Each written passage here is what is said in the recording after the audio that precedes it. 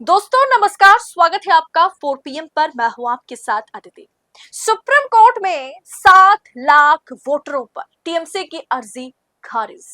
जज ने कर दी बड़ी टिप्पणी, चुनाव आयोग की तो बल्ले बल्ले। दरअसल आज सुप्रीम कोर्ट ने एसआईआर के मामले पर बड़ी टिप्पणी कर दी। कहा कि अंदाजे पर जांच नहीं की जा सकती। 7 लाख वोटरों पर मौखिक अर्जी खारिज कर दिया गया।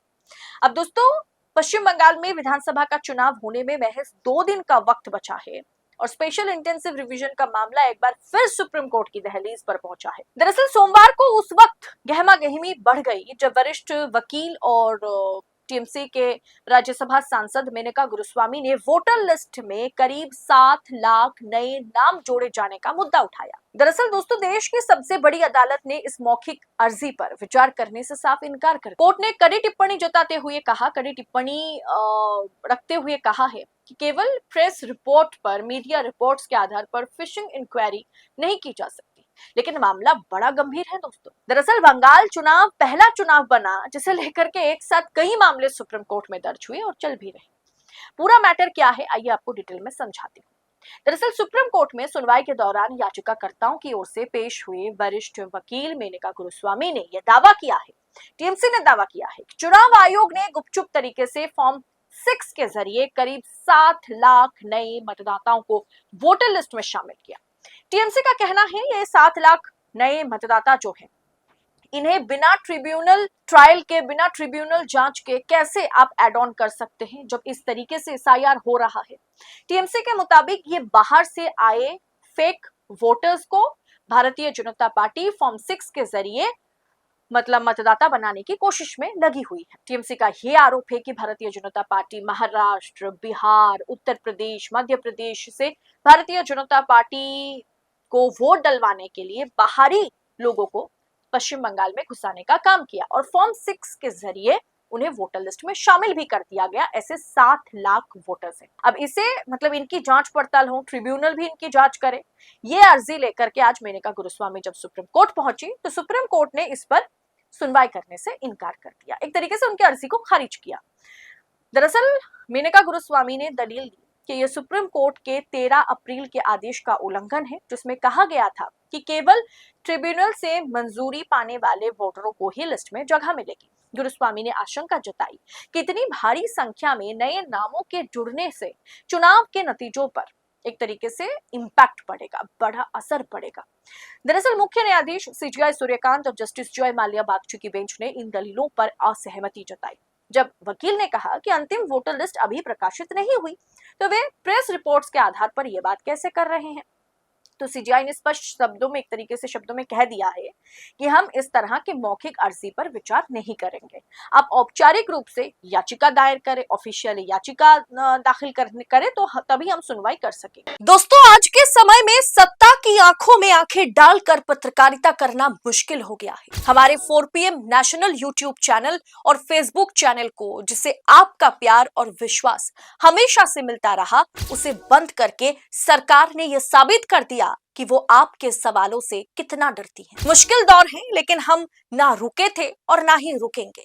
हम सच के लिए हमेशा लड़ते रहेंगे। ऐसे में 4 PM उत्तर प्रदेश यानी 4 PM यूपी को ज्यादा से ज्यादा ज्वाइन करें और स्वतंत्र पत्रकारिता को जिंदा रखने के लिए जितना हो सके उतना हमारा आर्थिक सहयोग करें। आपके सहयोग से ये जंग हम जीत कर रहेंगे। अब दोस्तों, चुनाव होने में महज 2 दिन का वक्त बचा है।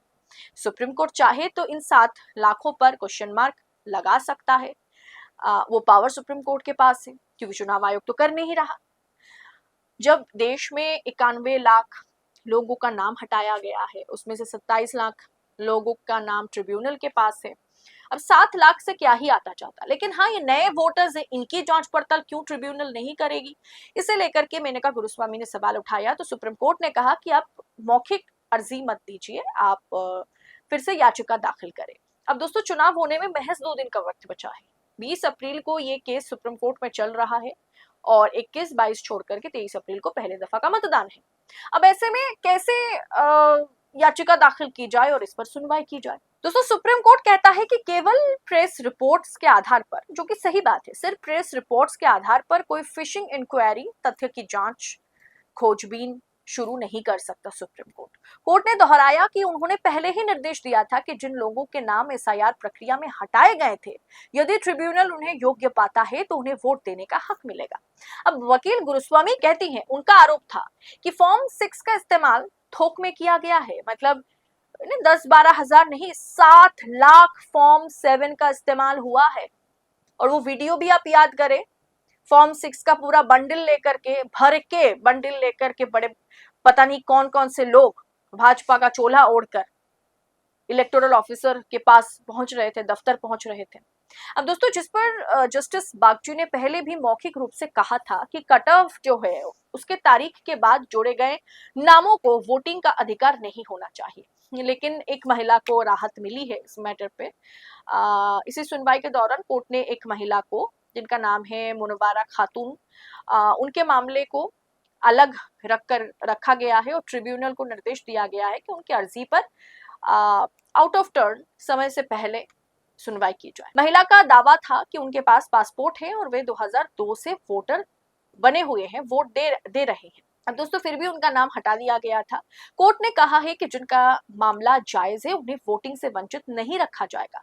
सुप्रीम कोर्ट की इस टिप्पणी ने साफ कर दिया है कि वो चुनाव आयोग की प्रक्रिया में तब तक हस्तक्षेप नहीं करेगा जब तक कि ठोस सबूतों के साथ औपचारिक चुनौती सुप्रीम कोर्ट में ना दी जाए। अब दोस्तों, वो औपचारिक चुनौती देने के लिए वक्त तो बचा है नहीं, लेकिन हाँ, सुप्रीम कोर्ट के भी प्रोसीजर्स हैं, वो उसके मुताबिक ही काम करेगा।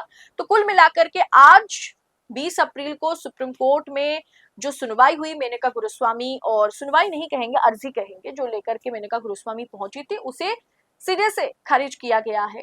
और पिछले कुछ मतलब एक हफ्ता 10 दिन पहले, एक हफ्ता पहले, 10 दिन तो नहीं, एक हफ्ता पहले सुप्रीम कोर्ट ने वाकई बहुत ही शानदार और बहुत ही ऐतिहासिक फैसला सुनाया था, ट्रिब्यूनल वाला फैसला, जहां उन्होंने कहा था कि महज 2 दिन पहले तक अगर कोई ट्रिब्यूनल के नजर में वैलिड वोटर पाए जाते हैं तो चुनाव आयोग बाउंड टू है कि उनका नाम वोटर लिस्ट में शामिल किया जाए, वो वोट देने के हकदार होंगे। फिलहाल दोस्तों, आज सुप्रीम कोर्ट में टीएमसी की जीत तो नहीं हुई और टीएमसी की अर्जी को खारिज किया गया है। इस पूरे विषय को आप किस तरह से देख रहे हैं, किस तरीके से एसआईआर के चक्रव्यूह में टीएमसी, ममता बनर्जी बुरी तरह से फंस चुकी हैं या उन्हें फंसाया गया है, ये आप हमें कमेंट बॉक्स में बताएं। इस पर आप क्या सोच रखते हैं? पॉलिटिकल अपडेट इसी तरीके से पाने के लिए, सुप्रीम कोर्ट से जुड़ी हर एक अपडेट, खबर, एनालिसिस के साथ पाने के लिए 4 PM के साथ बने रहे। इस रिपोर्ट में इतना ही। जल्द होगी आपसे मुलाकात। बहुत बहुत शुक्रिया आपका। जय हिंद, जय भारत।